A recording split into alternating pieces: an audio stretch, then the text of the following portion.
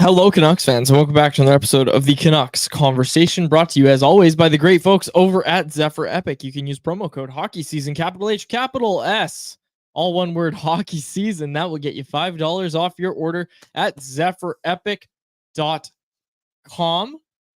That's if you want to shop online, and you can enjoy free shipping Canada-wide on any order over $50. But if you want to shop in store, you go check out their retail location in Surrey, and you wear your Chinese New Year Tyler Myers jersey, which my co-host Chris Faber has on, and he just opened a pack of hacky cards courtesy of our friends over at Zephyr. There's something shiny in there. What do you got? Austin Matthews, Stars of the Rink. You know, it'd be awesome to just pull a good Canucks card here pretty soon here. I mean, last week was, you know what, I shouldn't be complaining. Last week was pretty incredible. The Quinn Hughes rookie card, the Teddy Bluger rookie card as well. And then no one else appreciated it, but the Kirill Marchenko card that I pulled yesterday, I like that. Former line mate of Vasily Podkolzin. All right. I didn't pull very much there. You didn't get anything here. No. I got a Jack Hughes Ice Battles, which is cool. You can play the Ice Battles with the 2023-24 MVP pack, which is what we just opened. Yep. We might do that one day. Not for content, though. That'll just be a fun thing we do. How sick is this jersey, though? Yeah. The Tyler Myers. Fitting that you're wearing it after what we saw this weekend. There's a lot of Tyler Myers hype going around town. Mm-hmm. I tweeted that I was the president of the fan club again. Well, you're back to being the president after you elected yourself. Yep, that's for sure. That's right. But you get to elect yourself. When you're fighting the battles like I was during those lean years, look, it was inexcusable at the start. Didn't see much early in the season. Yeah, I call it like I see it. Okay. It was bad. It was bad at the start of the year. But what I had the issue with was that everybody was, oh, Myers sucks. Myers sucks. No, he didn't. No, he didn't. No, he didn't suck. He wasn't the best. He wasn't worth $6 million probably at any point. He didn't suck. I thought he sucked at the start of the year. I think if he continues to play, not even like he has, but here's the thing. Look at the whole sample size of Tyler Myers this year. I mean, is that not like the first, 9 games here? 7 games, whatever games they played. That's like, this is what you're going to get, man. Like all season long. Did I not say this on the show last week? Like there's going to be some games of Tyler Myers that are good. He had 2 of them over the weekend. They're going to be ebbs and flows is what you're saying. Yeah. People in the YouTube live chat are pointing out that you have a terrifying costume on. Oh, they're talking about you. No, you're just wearing a Tyler Myers jersey. And people are saying that is definitely scary. That is terrifying. Sam Wilson in the chat says, take that hoodie off. Yeah, show everyone what you're dressed up as. You're dressed up as a fool for Halloween. Yeah, right. This is a great logo. Oilers Nation hoodie he's wearing. This is a nice hoodie. This is a nice hoodie. Oilers Nation Internet Company, it says. Yeah, when I'm gone next week, I can't wait for the rebrand of the Canucks Conversation. Do you know what's crazy? Brought to you by Oilers Nation. This company was founded in 2007. I was 7 years old when the company was founded. Wow. Crazy. Yeah, good. Crazy to think about. Yeah. Okay. Let's go. Let's get right into it. You prep the show. You go. Yeah. Well, I mean, you want to talk about our Halloween costumes. You want to do that later in the show, or should we start with that? A couple graphics here to pull up here because I got an all-timer. Okay, let's go. An Halloween. photo of mine. Let's go to yours first. Okay. You've brought this up before on the show. I uploaded this as the Quadstume, little play on words there, and it's a photo every year. I haven't dressed up in years. Well, actually, last year I had a costume with my girlfriend, and this year I have one with her and the dog. But for years, I didn't dress up, and I went as a nudist on strike every year.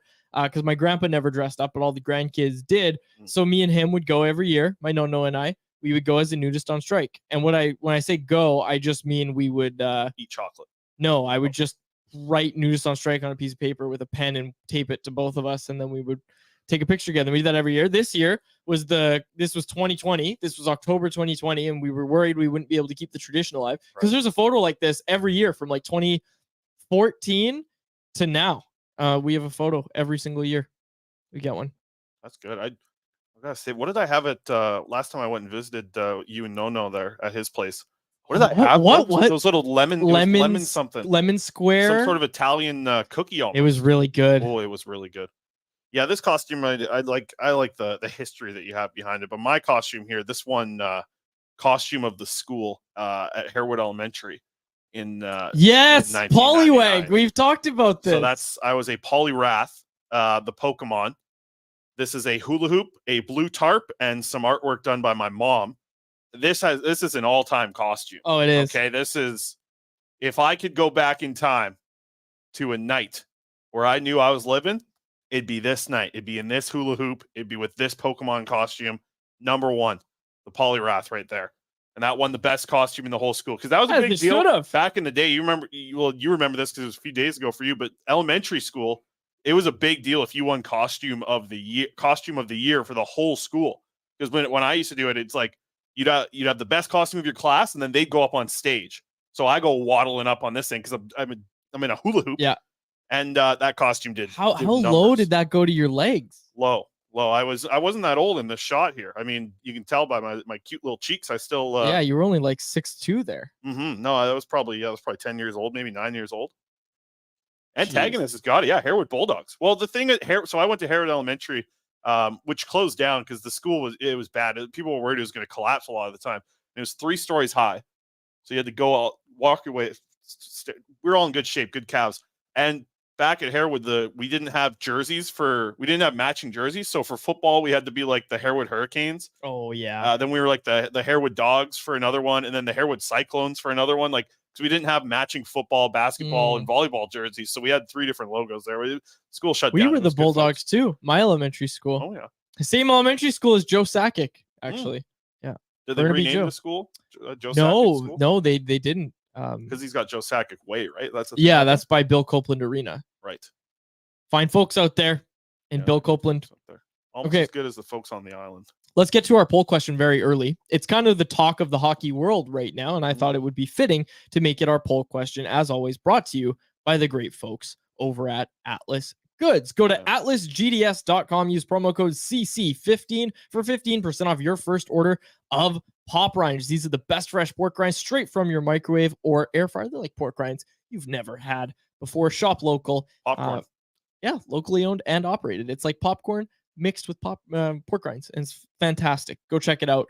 The hit on Charlie McAvoy. We don't have a video of the hit, but everybody's seen it. It's in the reply to our Twitter poll question. If you haven't seen it, up on @Canucks Convo.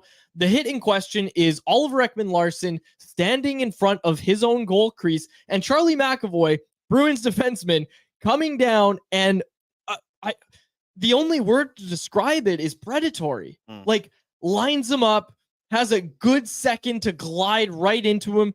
OEL is nowhere near the puck. It's a dirty play, and I don't think anybody's out there being like, why are you talking about OEL? Why are you talking about OEL? It has nothing to do with who the player is. It just so happens to be a former Canuck. This was a dirty, dirty hit, and McAvoy was assessed a 5-minute match penalty for this hit. You got to throw the book at this guy. Our poll question is, how many games should Charlie McAvoy be suspended for after his hit to the head of OEL on Monday night? 1 to 3 games, 4 to 6 games, 6 to 10 plus games. And as always, I'm Angry Chris. 6 to 10 right plus. Right now. Why not just 6 plus? I don't know. So 44% of people. I saw this come out at about 1 a.m. What are you doing up last night? Doing my show prep. Well, I don't know about the whole show prep thing. 44% lead the vote, saying this guy needs at least 6 to 10 plus games. Look, okay, listen, I'm in the camp of 8 or 10 or more. Yeah, like what do you actually think in terms of games? Like, I think you kind of have to set a precedent here. I think he's going to get 5. You think 5? I think it should be more. I agree with you. I think it should be in the 6 to 10 plus realm. The 6 plus realm. I'm just going to start calling it. I think it should be in the 6 plus. I didn't like this hit the second I saw it last night, and to me, it's like it's a player who's like, I guess I didn't watch the full play before, but it doesn't look like OEL's like around the puck after. Like, I think he cleared it, right? Like, he makes a little backhand play to clear it up a little bit. Then it's like 1 Mississippi, 2, and then man, you're targeting the head. It's the first point of contact, and I think that like the head contact is difficult, right? When there's stuff in like the corners or guys both going in with speed, and a player's just it's like, hey, if I went to shoulder check you, where's my shoulder going? If I'm hitting you into the boards and we're going at the same speed, there's a chance it could get you in the head because you're a lot smaller than I am.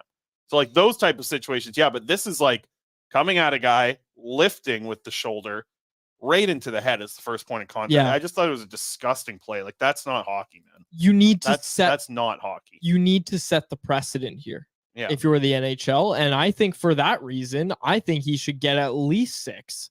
I think he's looking 8. Yeah. Ron says 4 to 6. I think it should be in that range. Like, I think it should be 8. I think you should be looking at 8, but I think we're going to see 6. I wouldn't be shocked to see 8. I think you're might be in the realm right there. I don't think hope it's we going see at over least 10, eight. even though everybody in the chat saying, or sorry, in the 82. replies, 82 games. I don't know about that. Matt says 2 games. I mean, like that.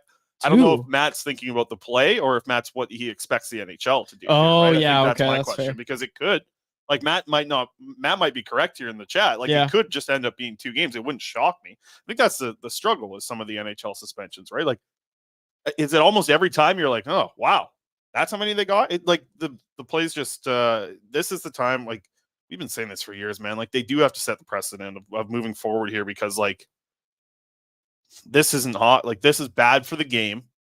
This is bad for the players. The NHL and the NHLPA are probably on the same page here. I know the NHLPA needs to protect their players and keep them playing games, and that's what they're going to have to do to kind of back up Charlie McAvoy here. But they also need to think about Oliver Ekman-Larsson who took the hit. Yep. I mean, it's a difficult spot. I would, if I was choosing, I would say 8. What do I expect? 5. 5. Yeah. Yeah. Unfortunately, I think that you might be right. Yeah. Is there anything from tonight's game that you'd like to get to? Just as we wait on Jeff Patterson here. Joshua was the extra yesterday at practice. He didn't. He wasn't really in the line drills as much. He was rotating through. He gets back in the lineup tonight, by the sounds of it, from Rick Talker this morning, who said that Jackson. I guess he's not back in the lineup. He's back into the mix from what we saw in practice the other day because he didn't actually come out of the lineup. Did notice this yesterday though.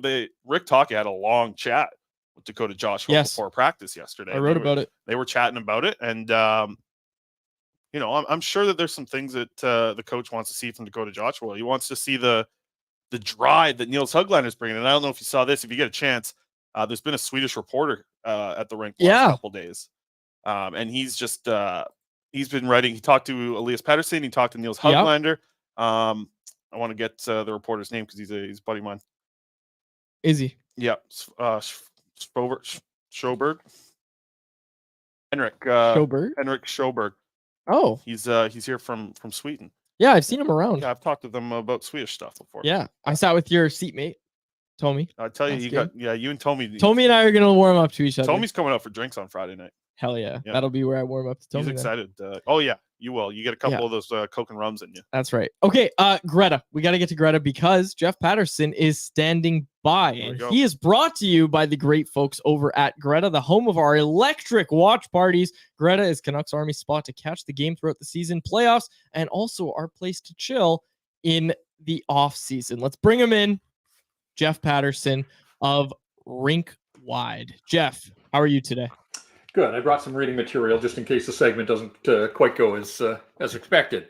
Let me just take this and run with it for a quick sec. I don't know if people have ever seen hockey play-by-play by Jim Robson, the great Jim Robson, and it was wonderful to see him up on the Jumbotron the other night at Rogers Arena. It's always a treat to see him around the rink. So he wrote this book a while back. It's at least 20 years old, and I know that because it's my daughter's 20th birthday today. So Quads, if you want to bring her a cake, she'd be open to it. But yeah, big week of family birthdays. My mom's was on Friday, mine was Saturday, and my daughter is a Halloween baby. So what does the book have to do with any of that?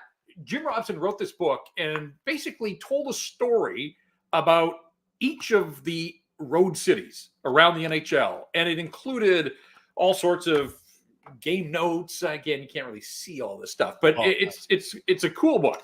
I don't know if it's in circulation, but I've got a copy here. So some of the newer teams, and I know the Arizona Coyotes aren't necessarily new anymore, but at the time of the book, Arizona was one of the newer teams in the league.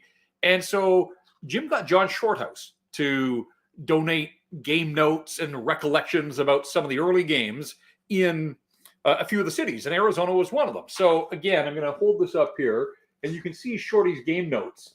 And wow. There's a little segment. Where am I here? I got to get my. You can't see it, and I keep moving. Show and tell with Jeff Patterson. Right. Oh my goodness. So the payoff to all of this is down on the left-hand side, and Shorty's got all of these notes of line combinations and special teams and everything else. And the final note says, Caitlin Nicole, 6 pounds, 4 ounces, 659. My daughter forever commemorated in print in this book. And I remember talking to Shorty because his wife at the time was expecting their first child. And so we were sort of going through this together.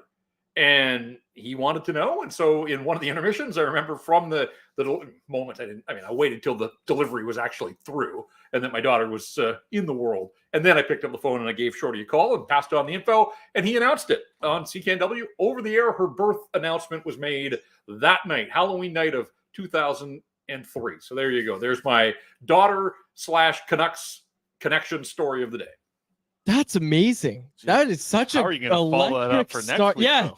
Holy smokes. Yeah, Thank you for joining us, Jeff. See you later. Jeff's daughter and Canucks connection for next week. That's going to be wow. My son, I don't even know when his birthday is. No. Jeff, yesterday at practice, Dakota Joshua was the extra.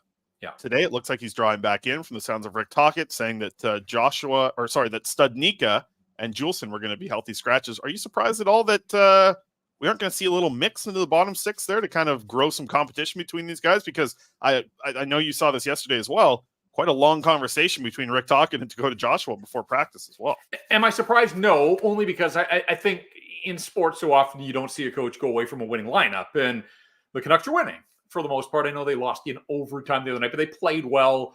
And I think what yesterday was essentially the message to Dakota Joshua. It was, just think about this. I've got other guys that I can put on that line. You're going to kind of be over here at practice at the very least. And you hope that the message is, like, if you don't pick up your play, then the next time around, this won't be a fire drill. You'll be the odd man out. But that's sort of my read on it, that the tough love came in practice. And now we'll see what kind of response. We know Tocchet's already, fired a few shots over the bow back in the preseason. Didn't like what he had seen from Dakota Joshua. Certainly that night in Calgary, nobody liked anything they saw that night in Calgary, the 10-0 shellacking.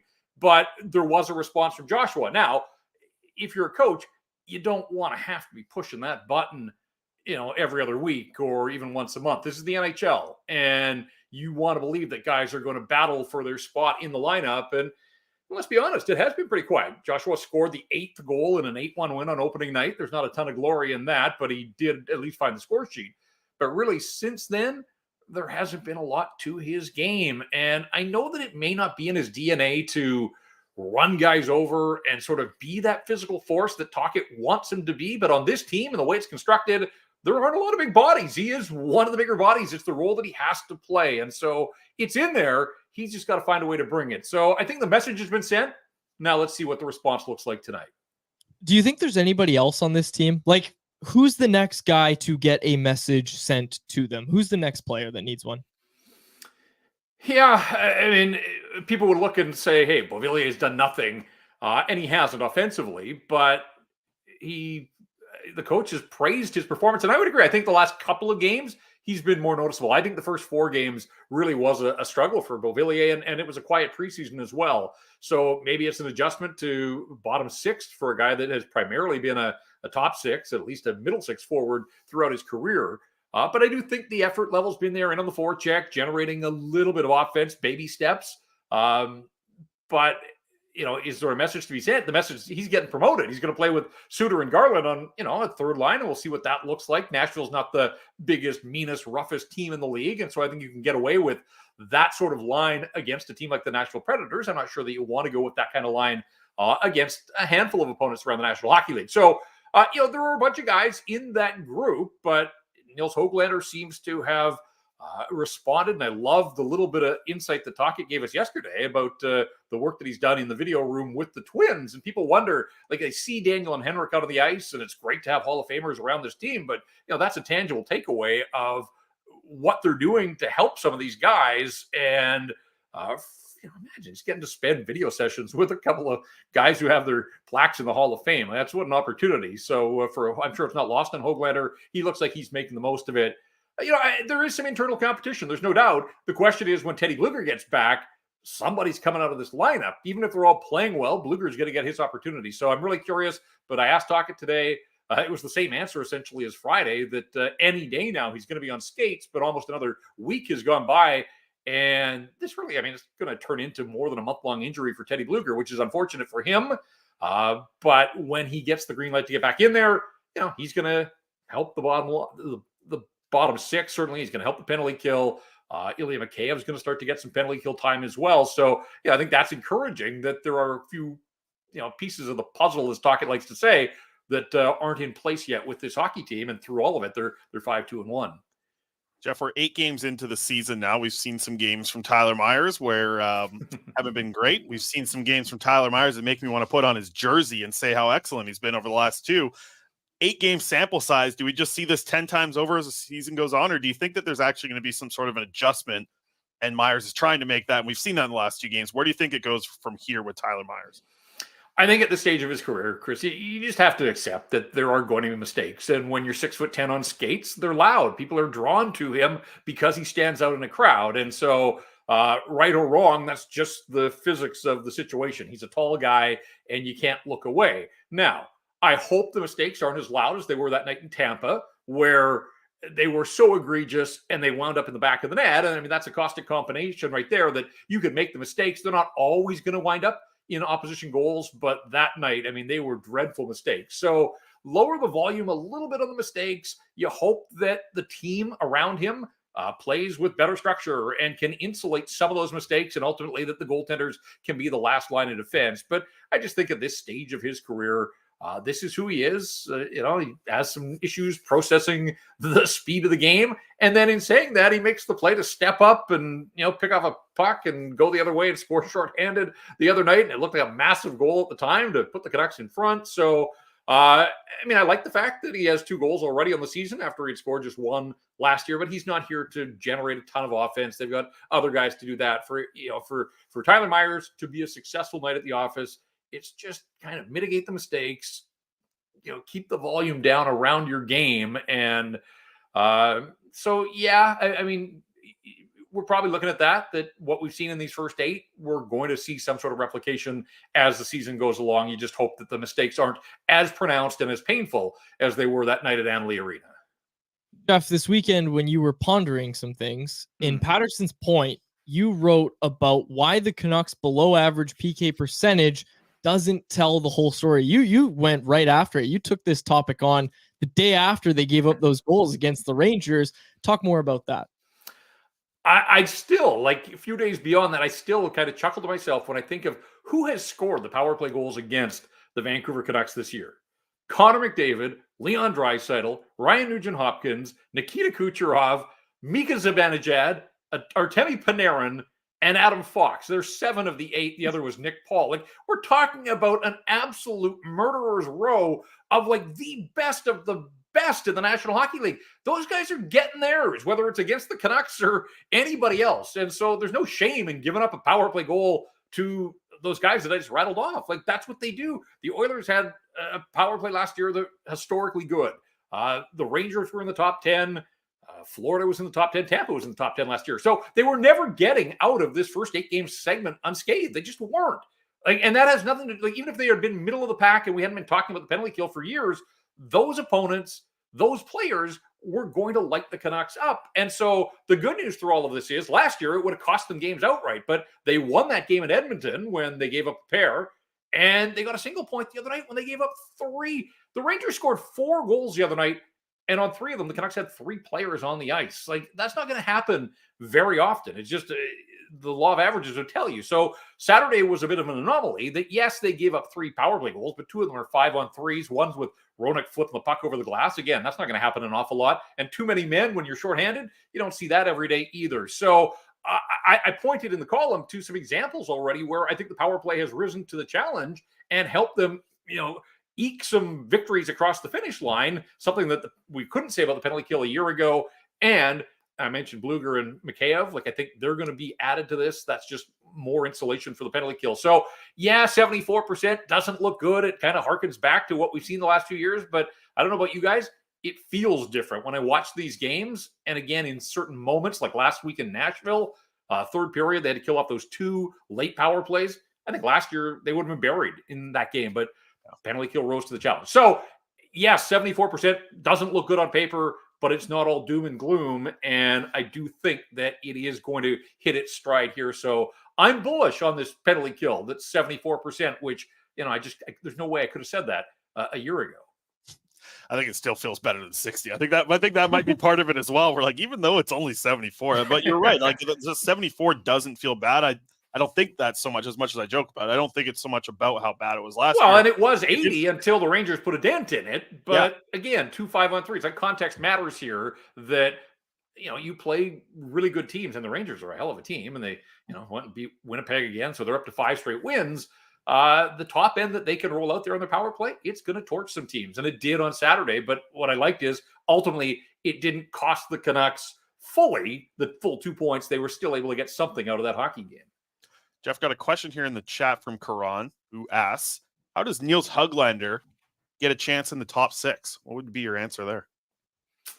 It's going to be difficult. You certainly don't wish injury upon anybody in the way that this team is going. Want to see them push it as far as they can. Injuries are going to happen. I mean, don't expect that everybody's going to play all 82. But, I think right now he's doing what he has to do in limited minutes and a limited role and just keep chipping away. And the fact that, he's proof that you can contribute. You can generate offense even from a spot lower in the lineup. I wonder, and we watched this at practice yesterday, where a guy like P.S. Suter remains on that second unit power play only because he's a centerman. Like, that's the only redeeming quality right now offensively in P.S. Suter's game to get him a spot on PP2. And there was Hoglander standing out in the neutral zone looking forlorn. I have to think at some point, if he continues to play well, that they'll look at finding somebody else to be the center on that second unit, or just change on the fly and don't worry about faceoffs and that kind of stuff. But back to the question, I suppose guys can run cold at some point. Like, if PDG's play drops off, could you flip those two guys and bring some energy from Hoglander? Possibly. He doesn't profile the same way, obviously, with size as Di Giuseppe. But, I have a tough time seeing Hoglander get an opportunity with Patterson and Kuzmenko anytime soon. I think they want to think, that McAvoy's only going to get better. 4 games back after knee surgery, I don't think he's shown us the flashes of like flat out speed and beating guys with that speed. And, I think he's still working his way back, confidence. But I mean, he's looked good in the 4 games. And Patterson talked about what that speed has done to create some space for both him and Kuzmenko. So I think they're going to give that a long run.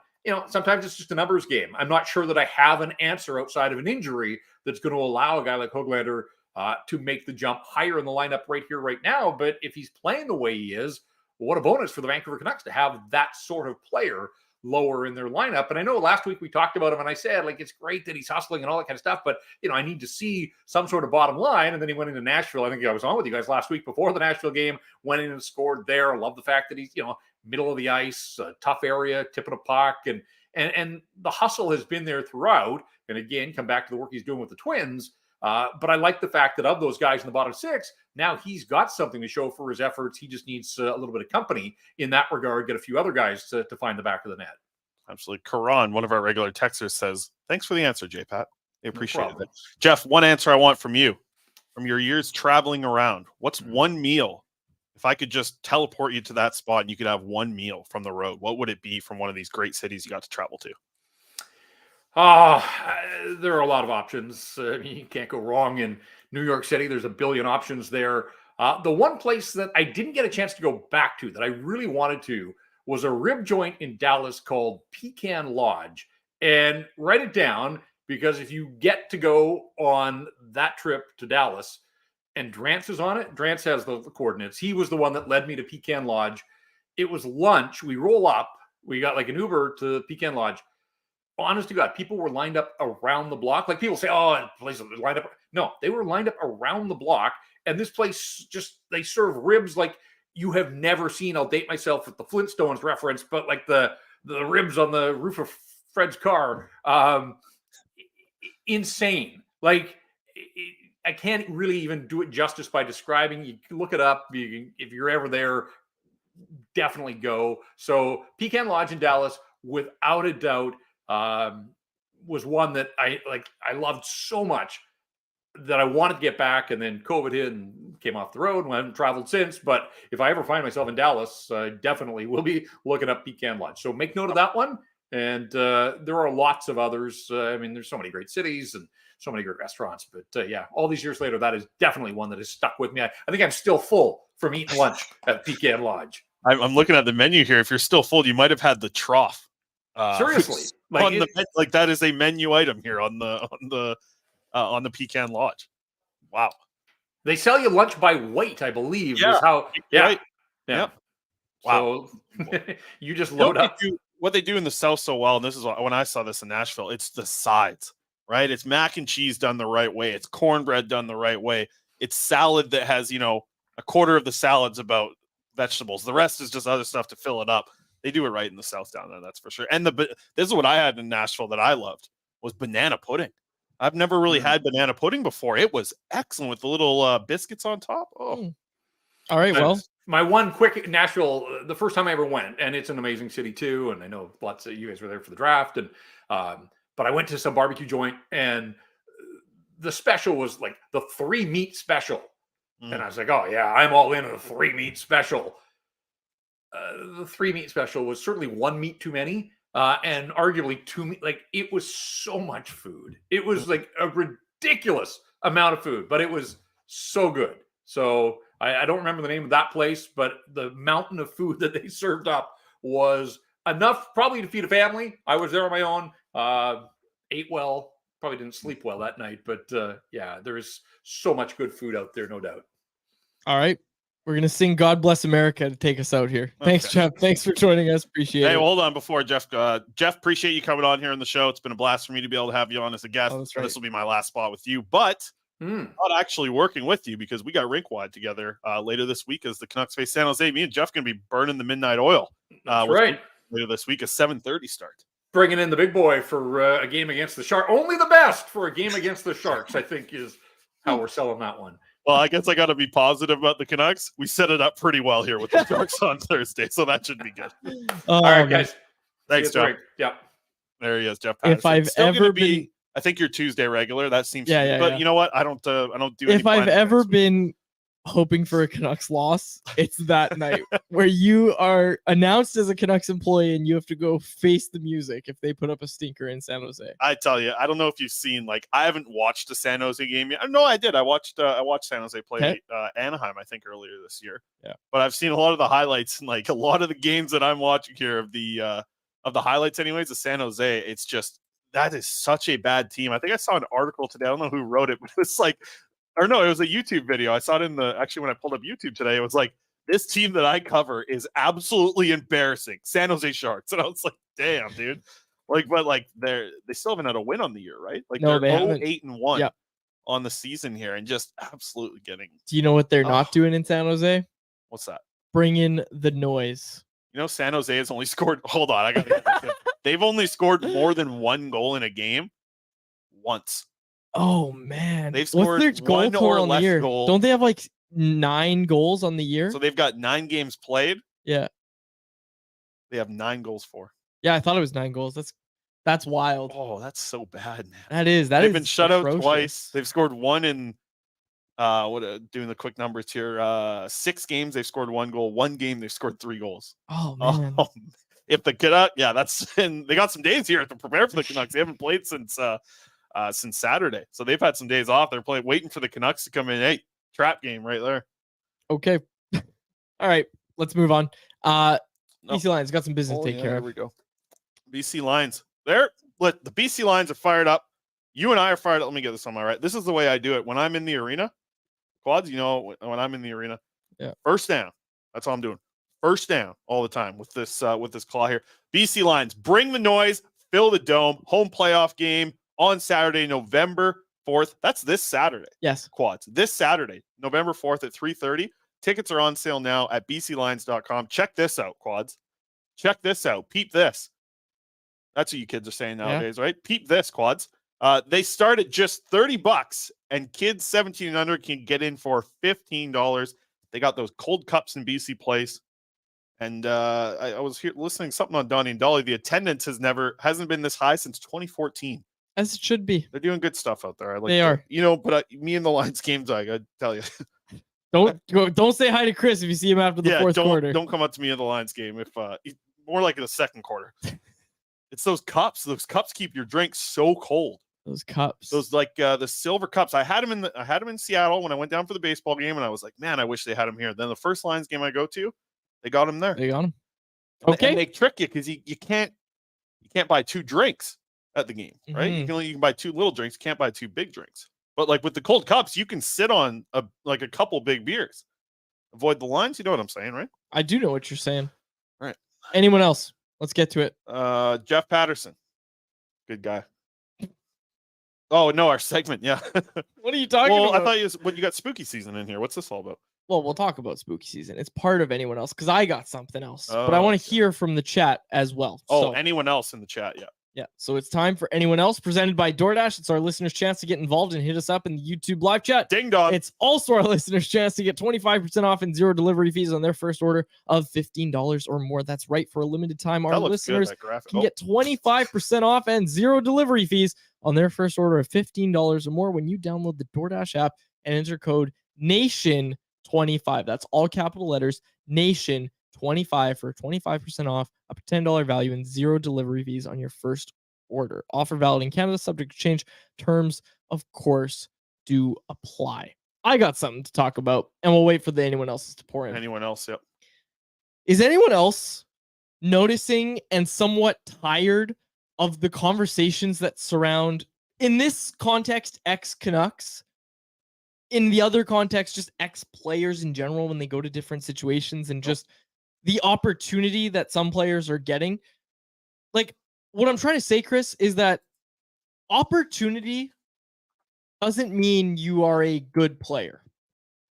Okay. What do you mean? The mean? thing that made this come to my mind was Tanner Pearson Okay. going to Montreal and scoring 2 goals or whatever it was he did in those first few games. People were like, oh, Tanner Pearson scoring goals. Oh, Tanner Pearson, mistake by the Canucks. Come on. Really? Are you kidding me? Are we really going to do this? Like, the guy's playing top 6 minutes in Montreal, okay? You don't want him in your top 6 if you're a competitive team, which Montreal isn't. And the OEL thing, it was Tanner Pearson and it was OEL. This is nothing against the players. This is absolutely nothing against the players. No, I'm happy for him. Happy for them.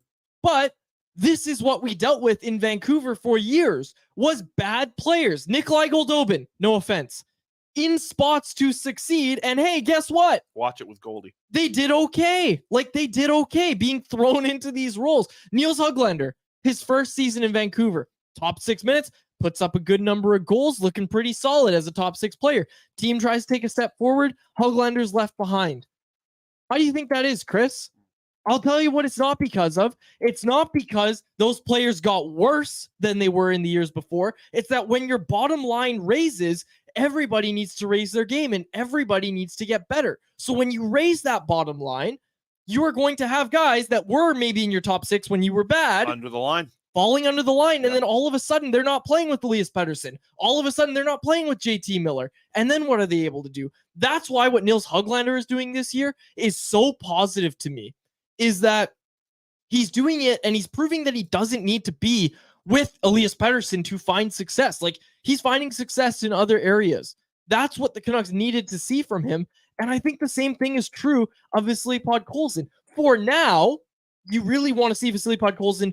Look, the spot is there. The spot is there to take from Phil DiGiuseppe, right? It was there in training camp. That's got to be what Podkolzin and the Canucks are looking at for Podkolzin to take, right? Like, that is where they are looking. And I really hope he can take that step, but I also hope that he's well-rounded enough to be a very good bottom 6 player if that's what he ends up being. I hope that he's able to be that. But you like to raise the bar. But don't give me this idea that, oh, well, you know, OEL's a great bottom 4 defenseman. Like, he's fine on your second pair. He's great. Just because he's playing well in Florida right now, look, like, Florida has a really good system. They've got a lot of different stuff going on. But look, anybody trying to make it seem like it was a mistake for the Canucks to buy out OEL because he had some good games in Florida, come on. Give your head a shake. OEL at 2.5 or whatever he's at, that's way more doable. Like, I think that's even a little steep, but he was playing well to start the year. I was just, the people being like, oh, I thought you were, oh, come on. OEL's doing so well in Florida. Of course he is. Situation, man. Situation. I thought you were going to go off about Goldobin here. No, and I'm not trying to say Florida's a bad team. You better be careful. You know what Goldobin's doing right now? What? He's on pace to break the KHL record in goals. You think he'll get He's got 23 goals in 25 games. I might write about this for Canucks Army on my way out. He's got 23 goals in 25 games or 26 games, Quads. All right. The record is 48 goals. He's on pace for 60. I'll bet you he doesn't hit I'll be it. down in that office pretty quick here talking to the cold open. I'll be back up here actually, probably man. if I come in like that. Oh man. Yeah. Go in first Nah, day, not- kick your feet up on Jim Rutherford's desk. Listen, hey Jim, let me I gotta tell you about a this guy. 28-year-old with a smile. Yeah. Nikolai Goldobin. Slideshow of Goldie smiling. Yep. But I wonder if anybody else has this same like feeling, because I'm tired of it. Like, it was different when it was Toffoli and the Montreal Canadiens were, one of the top teams in the North Division. Sure. And he was burning the Canucks, and that was a totally different situation. Sure. But that is the situation that I'm okay with people saying, holy cow, what a mistake by the Canucks letting this guy walk, right? Don't try to pull the same thing when it's Tanner Pearson, OEL. You're reaching. You are reaching when it comes to that. Yeah, that's all I want to say. That's a big time situation. Well, you took out the whole segment here for anyone else. I got some other good ones.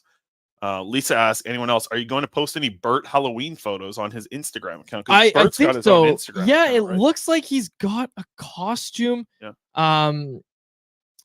Yeah, it's just a little weird. I don't know. It didn't really fit him. It was big, and He's big. He's not that big. He's getting big. He is. It might work, but We took him to the park the other day. He was trying to catch up with that. He's not quick. oh, he's quick. Well, he's very quick for his size. maybe quick, Dude, but that was like a that other fast dog dog. was- that was a fast dog, though. Yeah. That was like a big Australian Shepherd. Those things can move. Those things can move. Those are herding dogs. yeah, that thing- it would have and- hurt Bert if he ran into him. Well, Bert hurting. Yeah. That thing was moving, but Bert moves fast. Make no mistake about He's it. light on his feet. Bert's I'll light tell on you his that. feet. He He's is light. fast. He is a fast dog, but yeah, he was losing that race against the He's Australian quick. I'll Shepherd. give him quick. But you won't find another dog his size that's as fast as him. He's quick. He's a Okay. quick boy. Yeah, he didn't stand a chance chasing down that frisbee No. though the other day. That frisbee. Ethan was, asked, yeah, "Do we lose tough. the dog rating when I leave?" Why do you think the Canucks hired him? I can't wait for the day Jim Rutherford is doing a contract negotiation and then pulls you into the office and it's just you don't say anything to the player. Say it's Elias Patterson. You're like, Petey, look at this. Your dog rating was low on these nights, and we just want you to be aware of that. I wonder if with the access inside of there, maybe I could talk to the analytics guys and even like make it better, right? That'd Because be I had to awesome. eye test half of the dog rating. I had to track the eye Arbitration test by hearing? myself. But if I have all the information, the dog rating might even be better. In the end. Arbitration hearing. Chris kicks open the door, called to the stand to pull up the dog ratings on Connor Garland. Connor, you were the cat some nights. Here we go. Dog rating. We'll have to see what it says. I would absolutely love that if the Canucks started I using don't you for think the they dog will. rating. I don't think they will, but we'll see. Maybe. Yeah, you're not even going to be able to write about the dog rating at work now. No, I've had 3 NHL employees ask about the dog rating in the last year. Any of them about to be your coworkers? No, none of them. Actually. No, from other teams. Just people that people legit, like people in the league asked me, "Is this real or are you making the numbers up?" And I said, "No. Here's the formula." I love that. I never gave them what I put into the formula. I just gave them the formula. I love that. They can't. Like I said, half the stuff is. That's tracked right. with You my keep it eyes secret, anyways. man. Well, I wanted to make an analytic formula that took a lot of analytics into the equation, but I also wanted it to be measured with eye test stuff too. So there are I'm sure that the measurements are out there for all the things that I measured for the eye test, the second half of the dog rating. Mhm. But maybe I can get that, and maybe it'll be even easier. I'm very excited. Yeah, we'll see. Canucks Army, I just got confirmation. Both of our signings. We just made 2 signings. Canucks Army did. Yep. Is there a post or what's going on? Nope. Nope. Oh, you're we're not not announcing it. I just found it out, so now we got to work on Karan it. says, "Yeah, Bert 6x6. Bert's a big boy. He signed 6x6. I would sign Bert to a lifetime contract. Yeah. Anyways, yep. Contracts have been signed. We're ready to go. So maybe we'll announce it tomorrow. It will get announced this week, the changes that are coming. And Oh, we're good. very, very excited You're about doing them. the show announcement later this week or what? We'll or see. no? We'll see. Okay. We'll see. Probably. We'll People- probably people announce the wanna new know. co-host. People wanna know. You already know who it is. But anyways. All right. Let's wrap it up No, Betway. that way. Here we go. Betway. And we got a Betway. contest to talk about. Sorry, go on. Easy money here on the Betway bet, it feels like today. So we got Quinn Hughes over 2.5 shots on net. Quads. I like it. He's done that in 8 of his last 9 games. All right. $10 bet's going to return you $18 here, with Quinn Hughes being over 2.5 shots on net. I'll say it again.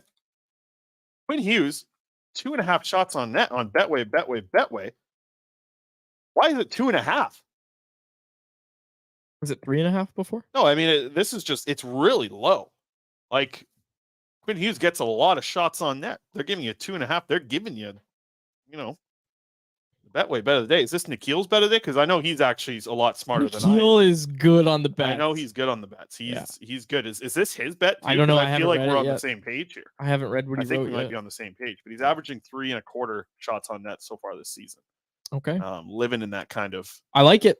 Over range. at Betway, 19 plus to play. If you choose to play, please play responsibly. Sorry, 7 of his last 8 games he's hit this, not 8 of his last 9. Canucks only played 8 games.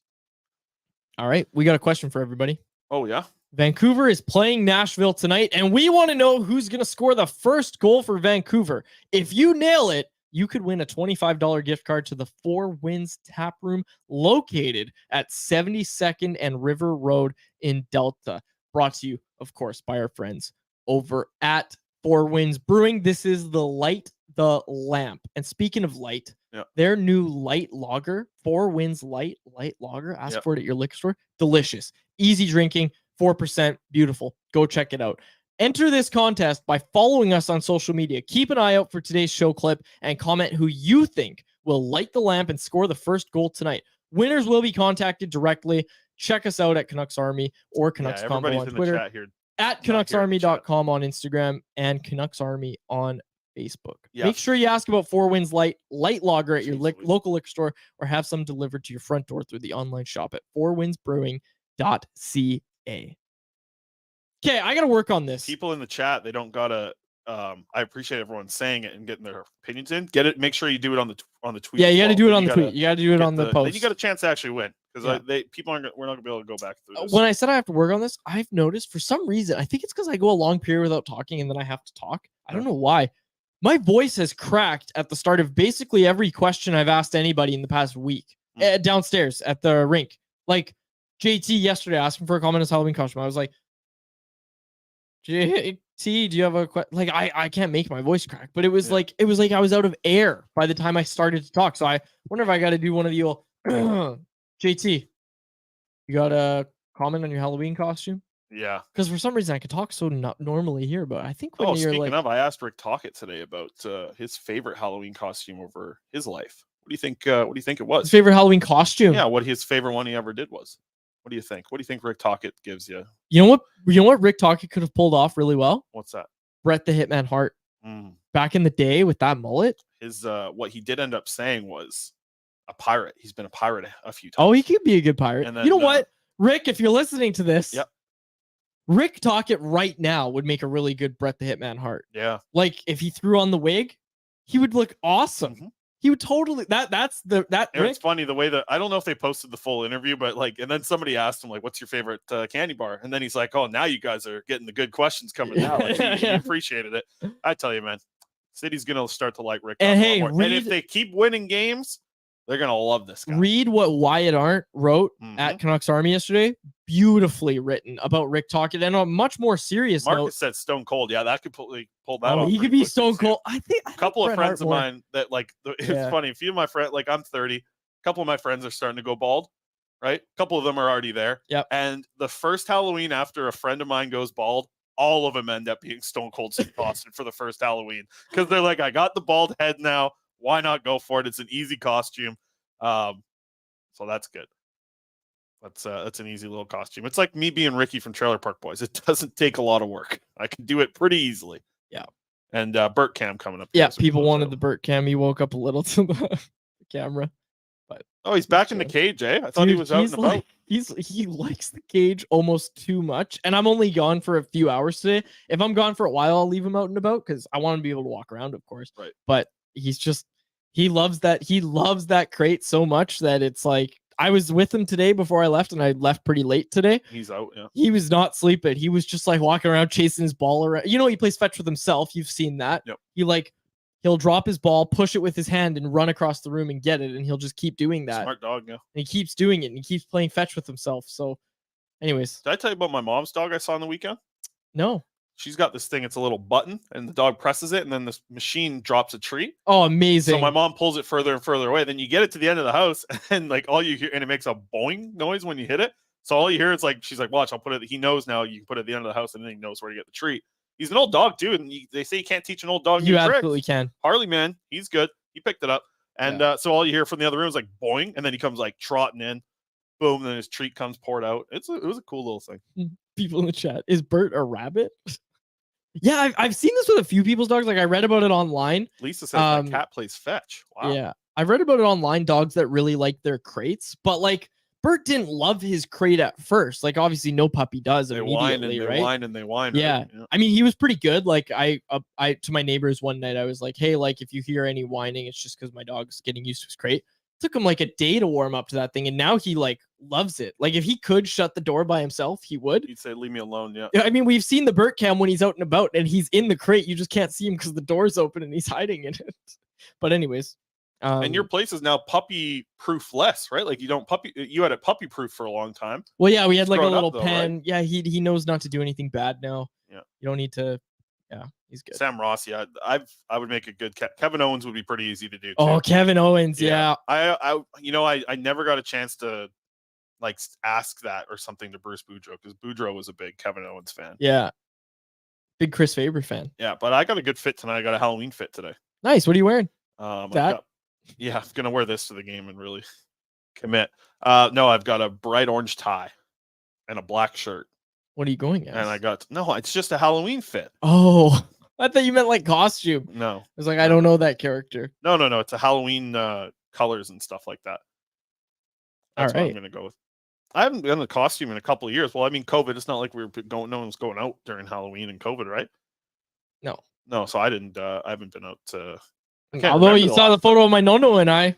Yeah, that's true. I can't remember the last time I've been in a costume, to be honest now, actually. I did, what did we do? Napoleon Dynamite. I was, what's that guy's name from Napoleon Dynamite? My girlfriend was Napoleon. No, my girlfriend was Napoleon. What was I?